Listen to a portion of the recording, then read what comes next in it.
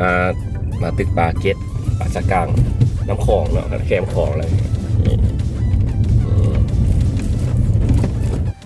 โอเคตอนนี้เรามาฮอดหมายแล้วเดี๋ยวไอ้สินี้ว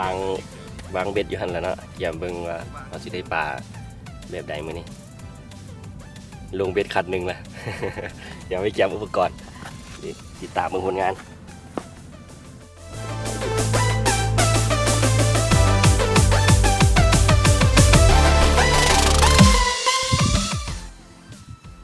อ้าวเอาแล้วสินเอาแล้ว เอาแล้วเด้อตัวแรกแห้งมานี่เห็นว่านี่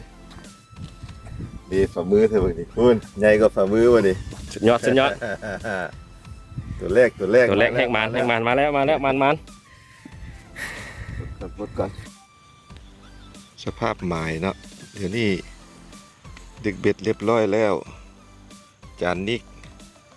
กำลังซอกหมายหาปลาดเพื่อเอาไปแล้วตัวหนึ่งวันหนึ่งนี่ กุ้ง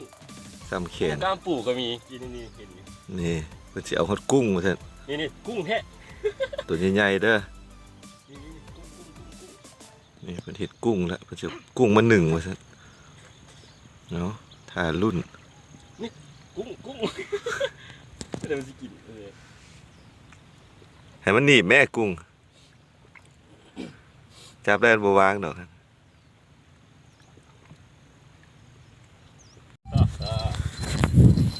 เบิ่งเด้อประเทศแล้วนี่ยกขึ้นระวังอย่าให้มันดิ้นใส่นั่นโอ้ยอิ่วเขาอีกกระบ่เอายื้อ มาแล้ว ยกขึ้นให้เบิ่งได้ตัวแรกในชีวิตปลาสะกางสุดยอดโอ้คักเอามาแล้วมาอีกแล้ว